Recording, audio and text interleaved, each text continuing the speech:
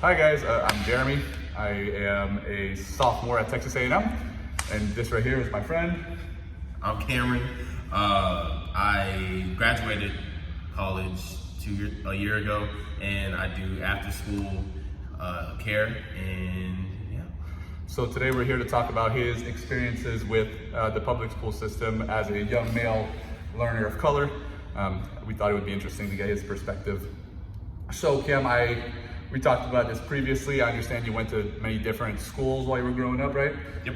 And at first you said you went to a school that was primarily black, so there was more people like you. How did that feel as a young man coming up? Going to a school that was primarily black, I felt like quote unquote at home because I was more accustomed to that culture. But whenever we did move schools, I didn't feel as comfortable at first.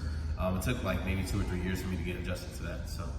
Perfect. And I'm assuming also when you were at that first school, right, that most of your teachers were also representative of the student population? Correct, yes. I think there were a majority black teachers, maybe a couple of Hispanic teachers, but there was like maybe 1 or 2 white teachers that I can think of. Perfect. So after that, you went to a more dominantly white high school, like you said. Yeah. And you were also an athlete, played football. So I would picture that making friends was a little easy, right?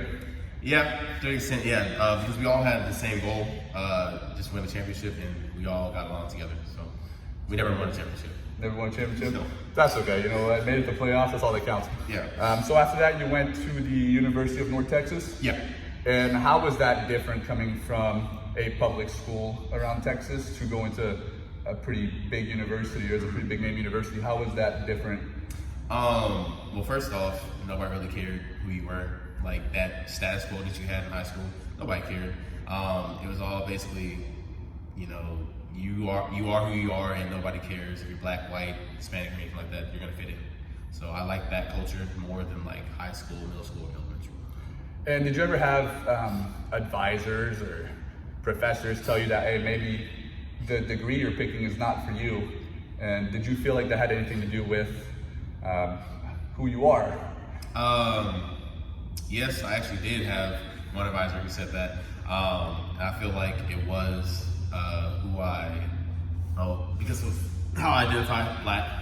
She kind of looked at me and was like, yeah, this probably isn't for you. And because she also looked at my GPA, even though it wasn't bad, she looked at me and was like, yeah, it's not for you. So she told me to look at different career paths. So. And that advisor was? None other but a white advisor. Okay. Now, you know what? It happens. I'm just glad that now you graduated from college. Do you have any future plans for furthering your education? To become a school psychologist, and after that, maybe 20 years down the road, be a psychiatrist, have my own private practice. Perfect. So you plan on being a school psychologist, right? So do you feel like your experience as a young male of color is going to be helpful for other students that are coming up like you? I think so.